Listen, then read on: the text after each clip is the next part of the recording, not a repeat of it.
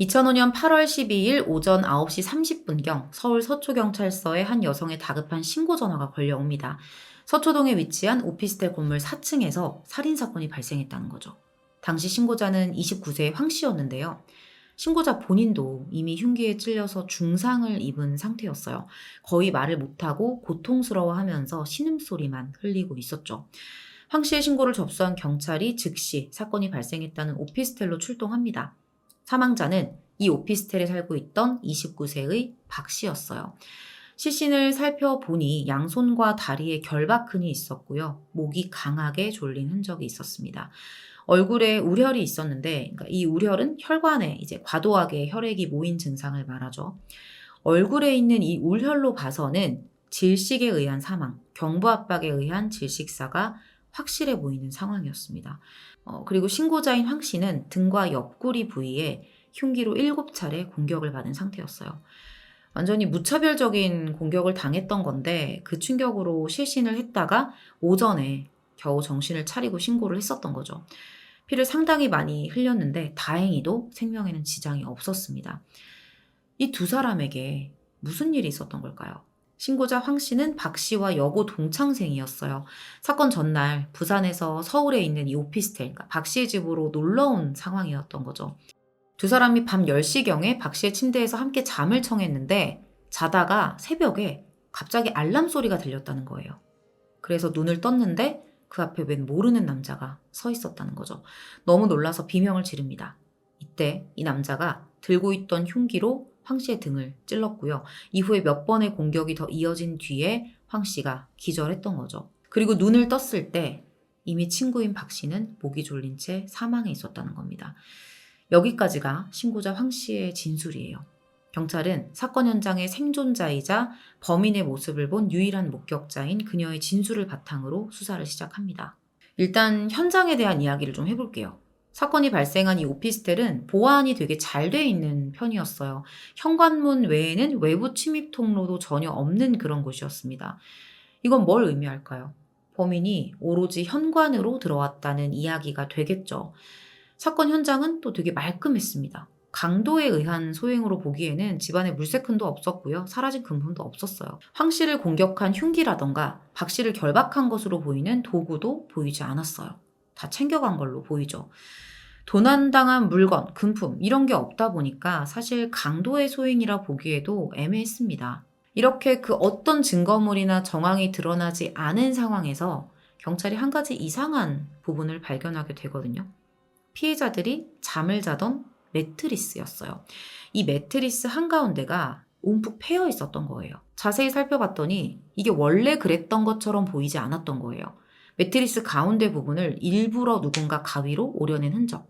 이런 것들이 발견된 거죠. 그런데 당장 이걸 보고 뭔가를 이해하고 판단할 수는 없었어요. 그래도 경찰은 일단 사건 현장에서 생존한 황 씨가 있잖아요. 그러니까 수사는 좀 수월하겠다 이렇게 생각을 했었죠. 그런데 황 씨는 범인의 인상착이라던가 단서가 될 만한 정보를 거의 기억해내지 못했습니다. 워낙 많은 공격을 받기도 했고 충격이 얼마나 컸겠어요. 그런데 불행 중 다행으로 사망한 박 씨의 몸속에서 소량의 남성 체액이 발견됩니다. 마침 앞서 말씀드린 그 오려진 매트리스의 한 부분에서도 남성의 정액이 스며든 듯한 자국이 남아 있었거든요. 두 개가 일치한다면 범인의 체액일 가능성이 매우 높아지겠죠. 경찰이 이 중요한 증거물들을 국과수에 넘겼고요. 그 밖에 목격자 확보와 유력 용의자를 특정하기 위해서 사건이 발생한 오피스텔의 거주민들을 대상으로 탐문 수사에 들어가요. 대조 결과는 뒤에서 말씀드릴게요. 경찰은 황 씨의 진술을 바탕으로 사건 발생 당시 오피스텔 건물 안을 드나든 수상한 사람이 있는지 CCTV 분석에 들어가요. 그런데 여기서 별다른 점은 발견하지 못했죠. 이렇게 큰일이 벌어졌는데 예상대로 의심 가는 인물에 드나드는 모습이 전혀 찍히지 않았다? 범인이 오피스텔 내부에 거주하는 사람일 가능성이 매우 높아지는 거죠. 경찰도 그 부분을 확신하게 됐고요. 이 오피스텔이 제가 앞서 말씀드린 대로 보안이 되게 철저해요.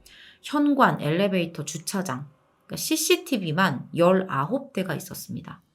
게다가 현관문은 디지털 잠금 장치가 돼 있어서 아무나 들어올 수가 없고요. 외부 침입 통로 이런 것들 전혀 없어요. 결국 내부를 자연스럽게 드나들어도 의심받을 일이 없는 거주민의 소행일 가능성이 높은 거죠.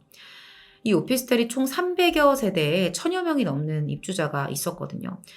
경찰은 확신을 가지고 목격자를 확보하기 위해 일일이 거주민 대상 탐문 수사를 진행합니다.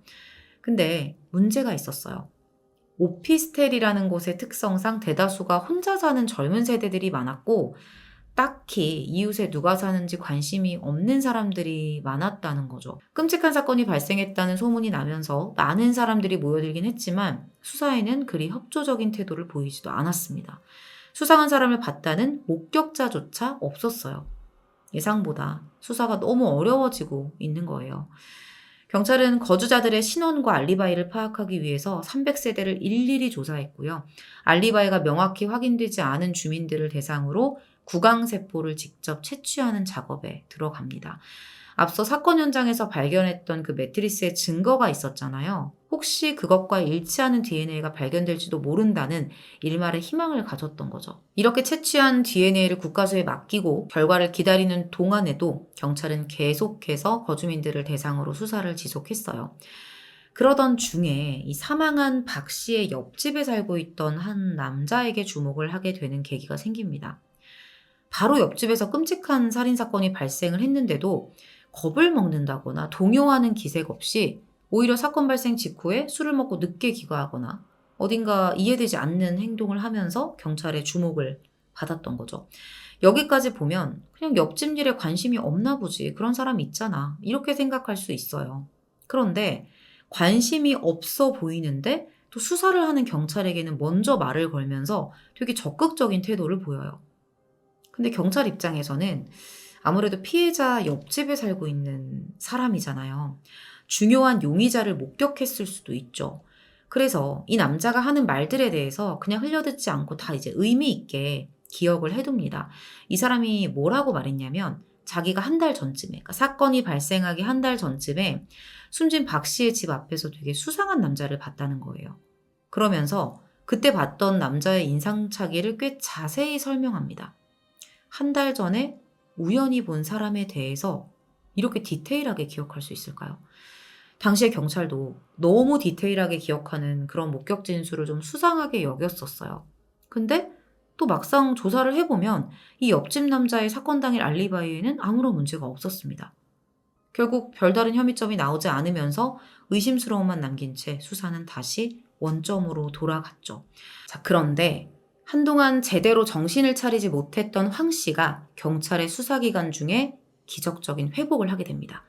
경찰이 황 씨에게 그날의 기억을 되살릴 수 있도록 조심스럽게 접근해요. 그리고 황 씨가 비교적 자세히 그날 봤던 범인의 인상착의를 진술해요. 20대 후반에서 30대 초반 정도로 보이는 키 170cm가량의 다소 작은 키, 그리고 둥근형의 얼굴, 이렇게 기억을 하고 있었어요. 이 기억을 토대로 경찰이 용의자를 서서히 좁혀나가기 시작했죠. 그런데 이때 수사팀이 한 가지 사실을 깨닫게 됩니다. 황 씨가 표현한 범인의 인상착의가 옆집에 사는 남성이 진술했던 그 한 달 전에 봤다는 수상한 남자의 인상착의와 너무나도 비슷했던 거예요. 그리고 가장 결정적인 사실이 있었어요. 이 두 사람이 말했던 인상착의가 바로 그 옆집 남자와 너무나도 닮았었다는 거죠. 어떤 상황인지 이해가 가시죠?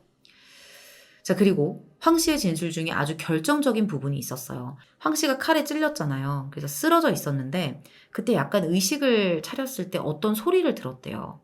슬리퍼를 찍찍찍 끄는 소리. 그리고 어딘지는 모르지만 도어락 비밀번호가 이렇게 눌리는 소리가 들렸다는 거죠. 이건 범인이 여기서 범행을 저지르고 박 씨 집의 현관문을 슬리퍼를 신고 나간 뒤에 곧장 어딘가에 도어락 비밀번호를 눌렀다는 의미로 해석될 수 있는 그런 진술이었습니다. 그렇다면 범인은 외부에서 온 게 아니라 정말 경찰의 예상대로 박 씨와 같은 오피스텔에 사는 주민일 가능성, 그러니까 같은 라인에 사는 주민일 가능성이 매우 크겠죠. 경찰은 황 씨의 진술을 통해 옆집 남성에게 다시 한번 의혹을 품게 됩니다. 그리고 사건 발생 11일째가 되던 날 드디어 사건 현장에서 채취한 DNA 분석 결과가 나와요. 놀랍게도 이 DNA와 일치하는 사람이 있었습니다. 경찰이 일일이 세대를 방문해서 주민들 구강세포를 채취했었잖아요. 그들 중에 이 DNA와 일치하는 사람이 있었던 거죠. 바로 경찰이 초반부터 내내 의혹을 품었던 박 씨의 옆집 남성 28세의 김 씨였습니다. 더 정확한 증거를 확보하기 위해서 경찰이 김 씨의 얼굴이 찍혀 있는 비디오 테이프의 화면을 황 씨에게 직접 보여줘요. 그리고 황 씨는 바로 기억해냅니다. 이 사람이 범인이 맞아요. 경찰은 즉각 김 씨를 긴급 체포했는데요. 범행 사실을 내내 부인해요. 그런데 DNA 검사 결과는 거짓말을 하지 않잖아요. 아무리 본인이 범행 일체를 부인한다고 해도 DNA 대조에서 동일인으로 판명된 결과는 뒤집히지 않습니다. 자신이 범인이 아니라면 대체 왜 옆집에 살던 자기가 알지도 못하는 그 여성의 몸과 침대에서 자신의 DNA가 나올 수 있겠어요. 김 씨 스스로도 이에 대해서 납득할 만한 이유를 전혀 대지 못합니다. 결국 5일 동안 범행을 부인하다가 살인 혐의를 인정할 수밖에 없었죠. 결국에는 옆집 남성에 의해서 잔혹하게 살해됐다는 말인데 지금부터는 경찰이 범인 김 씨에 대해서 조사한 내용을 바탕으로 그날 무슨 일이 있었는지 상세하게 전해드릴게요. 우선은 경찰 조사를 통해서 드러난 김 씨의 실체가 놀라웠습니다. 이 놀랍다는 이유가 원래 그렇게 살던 놈이었기 때문이 아니에요. 너무나도 평범하고 전과라는 건 아예 없는 그런 사람이었기 때문입니다. 피의자 김 씨는 교사인 부모 밑에 중산층 가정에서 남부럽지 않게 성장했고요. 지방의 한 대학에서 산업 디자인을 전공하고 졸업한 뒤에 광고업계에 종사한 적이 있었습니다. 근데 보통 취업을 하고서도 6개월 이상은 버티지를 못했어요. 계속해서 퇴사를 거듭했던 거죠. 김 씨가 이 오피스텔에 입주했던 그 약 1년 전, 그때도 일자리가 없는 무직 상태였어요. 이 비슷한 시기에 박 씨도 이 오피스텔에 들어와서 살고 있었죠. 원래 이 오피스텔이 박 씨 집이 아니었어요. 그 박 씨의 친언니가 거주를 했던 곳이었거든요. 근데 언니가 해외로 출장을 가게 됐고 그 기간 동안 이제 박 씨가 대신 들어와서 잠깐 살게 됐었던 거예요. 당시 박 씨에게는 결혼을 약속한 남자친구도 있었습니다. 남자친구도 이 오피스텔에서 박 씨와 함께 생활을 하면서 출퇴근을 했었죠. 그리고 이런 내용은 범인 입장에서 나온 말이겠죠? 제가 전화기도 화가 나고 진짜 카메라 꺼져 있으면 개소리 하네 이랬을 것 같은데 김 씨가 이렇게 말해요. 박 씨가 자신의 이상형이었대요. 우연히 오다 가다 봤겠죠, 복도에서. 엘리베이터에서도 봤을 수 있고요. 자기가 박 씨를 보고 첫눈에 호감을 느끼게 됐고 이후로는 계속 박 씨를 주시했다는 겁니다. 그러면서 박 씨와 남자친구가 어떻게 지내는지 그 관계를 스토킹하듯이 훔쳐보기 시작했다는 거죠. 그러면서 박 씨에 대한 그릇된 욕망을 계속해서 키워나갔던 겁니다. 범죄 욕구죠. 욕망이라는 말로 표현하는 것도 사실 맞지 않는 것 같아요. 결국 이런 스토커 짓을 계속하던 김 씨가 범행을 결심하게 됐고요. 8월 12일 새벽 5시 30분경 박 씨의 집에 몰래 침입해서 박 씨를 성폭행하기로 계획합니다. 마침 또 그날 박 씨의 집 현관문이 제대로 닫혀있지 않은 상황이었어요. 문이 그냥 스르륵 열렸대요. 그렇게 김 씨는 큰 문제 없이 집 안으로 침입할 수 있었던 거죠. 이게 문을 일부러 열어놨던 건 아니었고요. 현관문이 우리 이렇게 문 닫다 보면 제대로 안 닫혀서 도어락 기능이 작동되지 않을 때가 있잖아요. 그런 상황이었던 걸로 보입니다. 자, 그런데 또 한 가지 문제가 생깁니다. 김 씨 입장에서. 이 집안에 박 씨만 있었던 게 아니었던 거예요. 그녀의 친구인 황 씨가 놀러 왔었죠. 와서 함께 잠들어 있었던 거예요. 김 씨에 의하면 황 씨 몰래 자신의 범행 계획을 실행하고 나가려고 했었대요. 그런데 그 과정에서 황 씨가 깨버렸고 그렇게 두 사람이 눈이 마주치게 된 겁니다. 그러면서 황 씨를 무자비하게 이제 김 씨가 공격을 했던 거죠. 이후에 김 씨는 정신을 잃은 황 씨를 보고 죽었다고 판단하고 침대 아래로 끌어내려요. 그리고 원래 범행 대상이었던 박 씨를 향해 흉기로 위협한 뒤 3차례에 걸쳐 반복적으로 성폭행을 해요. 그런데 정말 어떻게 이런 악한 짓을 하면서 그 이상의 악질적인 행동을 또 생각하고 실행할 수 있을까? 그런 행동을 해요. 경찰에게 들키지 않기 위해서, 그러니까 피해자의 몸에 자신의 흔적을 남기지 않기 위해서 3회의 범행을 저지르는 그 중간중간에 피해자를 욕실로 데려가서 몸에 남아있을 만한 흔적들을 씻어버린 거죠. 이때까지도 박 씨는 살아있었어요. 그때 그랬대요. 박 씨가 12월에 결혼을 한다. 시키는 대로 다 했으니까 제발 목숨만은 살려달라. 근데 이 말을 들어줄 리가 없죠. 이미 자기 얼굴도 다 봤는데. 그러니까 김 씨의 머릿속에는 범행이 발각되지 않으려면 내가 내 욕구를 채우고 얘를 죽여야 된다. 이렇게 생각을 했을 거예요. 결국 그는 준비한 청테이프로 박 씨의 양손과 발목을 묶었고요. 노끈으로 박 씨를 살해합니다. 여기서 그치지 않고 완벽한 현장 정리와 증거 은폐를 위해서 혹시 흔적을 남겼을지 모를 침대 매트리스 부위를 가위로 잘라내서 챙겨요. 그리고 테이프로 주변에 떨어져 있을지도 모르는 자신의 증거들을 하나씩 없애기 시작합니다. 초범이 맞을까 싶을 정도로 주도 면밀함이 보이죠. 범행을 저지르고 이렇게 증거인멸을 하기까지 걸린 시간도 딱 3시간밖에 안 걸려요. 이후에 피해자 김 씨는 바로 옆에 있는 자신의 집으로 돌아와서 피해자들 공격한 흉기 등의 범행 도구를 낚시용 가방에 담았고요. 한강으로 가져간 뒤 유기했습니다. 이때 자신의 집으로 가던 그 소리를 쓰러져 있던 황 씨가 들었던 거고요. 이때 김 씨가 이제 박 씨를 살해하고 흉기에 찔려서 쓰러져 있었던 황 씨 쪽으로 슬금슬금 다가갔었대요. 그러니까 진짜 죽었나? 이렇게 확인하고 싶었던 것 같아요.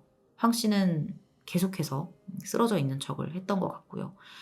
이때 황 씨는 의식이 미약하게 남아 있었고 그때 들었던 신발 소리, 도어락 소리를 기억해냈던 거죠. 김 씨는 이렇게 박 씨의 집에서 나온 뒤 아무 일 없었다는 듯 예정된 입사 면접까지 봤다고 합니다. 경찰의 추적을 피하기 위해서 나름대로의 어떤 치밀한 뒤처리를 했다고 생각했겠지만 피해자 몸속에는 미처 씻겨지지 않은 소량의 체액이 남아 있었죠. 매트리스를 도려냈다고 해도 이미 미량이 매트리스로 스며들어 있었기 때문에 결국 잡힐 수밖에 없었어요. 경찰 조사를 받을 때도 세상 친절하고 젠틀하고 사건에 관심 많은 이웃인 것처럼 행동하고 협조적인 척 연기하고 한 달 전에 수상한 남자를 봤다느니 하면서 어떤 인상착의에 대한 그런 내용까지 묘사를 했었죠. 도대체 왜 본인이 말했던 그 수상한 남자의 인상착의를 자신의 모습으로 묘사를 했을까요? 전문가들은 자신이 완벽하게 증거 은폐를 했다고 생각하고, 그러니까 내가 완전 범죄를 했다고 생각을 하고 자신감이 넘쳐서 하는 그런 과잉 행동이라고 분석을 했습니다. 이후에 면접을 보는 이런 행위도 그냥 경찰은 절대 나를 잡을 수 없고 나는 취업해서 평범한 인생을 살 거야. 이런 과도한 자신감이라고 밖에는 설명되지 않는 거죠. 재판 결과 알아볼게요. 김 씨는 특수강간 및 살인으로 기소됐고요. 1심에서 무기징역을 선고받습니다. 1심 재판부는 결혼을 앞둔 박 씨가 친구 옆에서 성폭행을 당하고 생명을 잃는 참담한 결과가 생겼고 황 씨는 친구가 살해되는 현장에서 돕지 못한 채 고통을 참으며 죽은 것처럼 가장하는 끔찍한 경험을 겪어 그로 인한 피해는 평생 완치가 쉽지 않을 것으로 보인다. 따라서 엄벌에 처하지 않을 수 없다고 밝힙니다. 이에 김 씨는 항소했고요. 항소심에서 충동적으로 저지른 우발적 살인을 주장하면서 선처를 호소해요. 사실 황 씨, 그러니까 친구 황 씨가 살아난 것뿐이지 김 씨는 황 씨를 죽인 거나 마찬가지예요. 지금 사람 둘을 죽인 거거든요. 김 씨의 항소는 받아들여지지 않습니다. 재판부는 판결문에서 피고인은 한 피해자를 흉기로 찔러 사망한 것으로 착각한 후에도 다른 피해자를 성폭행하고 살해했고 죄질과 결과가 중하고 치밀하게 흔적을 제거하는 등 범행 수법이 잔인해 형이 무겁다는 주장은 받아들일 수 없다고 밝혀요. 대법원에서도 원심이 유지되면서 피의자 김 씨는 현재 복역 중입니다. 이 사건이 2005년에 벌어졌어요. 벌써 세월이 18년이나 흘렀고 김 씨가 모범수로 지낸다면 사실 언제 출소할지 모르는 상황이죠. 전과가 없는 사람이었지만 과연 전과가 없다는 게 그가 그동안 정상적으로 살아왔다는 걸 설명해 줄 수 있을까라는 생각이 들더라고요. 드러나지 않은 어떤 크고 작은 비정상적인 행동들이 그동안 있어 오지 않았을까요? 다만 그게 누군가의 눈에 크게 띄지 않는 숨겨진 소극적인 공격 행동으로 표출되어 왔을 수 있다는 생각을 해봤습니다.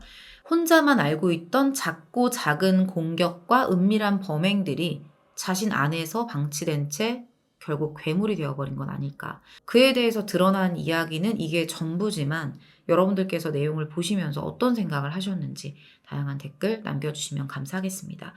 오늘 준비한 내용은 여기서 마무리하도록 하겠습니다. 긴 시간 시청해주셔서 감사합니다.